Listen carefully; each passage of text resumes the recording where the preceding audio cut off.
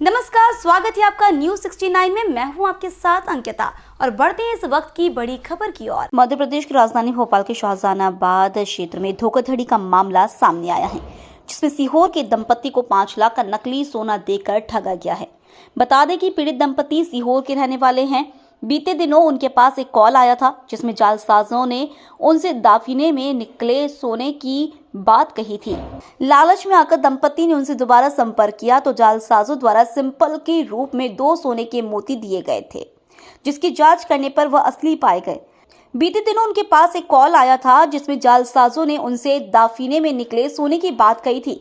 लालच में आकर दंपति ने उनसे दोबारा संपर्क किया तो जालसाजों द्वारा सैंपल के रूप में 2 सोने के मोती दिए गए थे, जिसकी जांच करने पर वह असली पाए गए।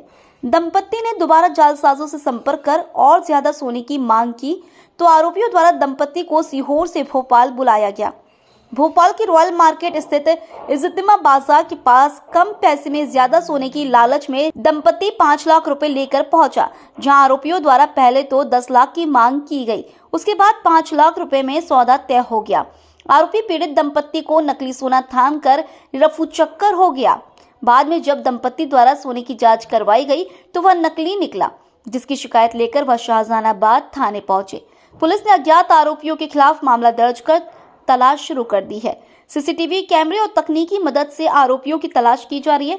इस पूरे मामले को लेकर शाहजहानाबाद थाना प्रभारी यूपीएस चौहान ने कहा कि सीहोर के रहने वाले राम भजन नामक व्यक्ति द्वारा थाने में आकर शिकायत की गई थी कि आरोपी द्वारा पहले तो हमें सोने के 2 मोती दिए गए थे जो असली थे, उसके बाद हमें भोपाल रॉयल मार्केट पर बुलाकर नकली सोना दिया गया, जिसकी कीमत हमारे द्वारा 5 लाख दी गई थी। सीसीटीवी कैमरों के आधार पर पुलिस आरोपियों की तलाश कर रही है। बहुत जल्द आरोपियों को भी गिरफ्तार कर लिया जाएगा। भोपाल से न्यूज 69 के लिए आदिल खान की रिपोर्ट। सर, असली सोना बताकर नकली सोना किस तरह धोखाधड़ी? ये क्या है, एक्चुअल में एक फरियादी आया था राम भजन। ये मूलतः सीहोर का देवनगर का रहने वाला है, जिला सीहोर पड़ता है, वहाँ का रहने वाला है। तो उसको एक मोबाइल नंबर से बुलाया था। बुलाने के बाद में 1-2 बार बातचीत हुई। उस फरियादी को जो है इसने 2 सोने की गुड़िया ओरिजिनल दिखाई थी बतौर सैंपल, और दिखाने के पश्चात फरियादी द्वारा उसको सोनार से किसी से चेक करवाया गया तो वो ओरिजिनल निकली थी।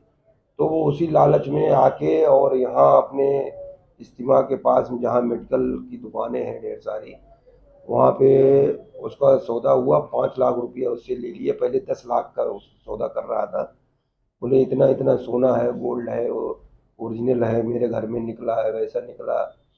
तो उसके बाद में उसके आधार पे सीसीटीवी फुटेज भी देखे गए हैं और मामला ट्रेस भी हो जाएगा। उनके द्वारा और भी कई जगह लोगों के साथ ठगी की गई है। तो क्या ये लोग आरोपी और फरियादी की जान पहचान पहले से थी?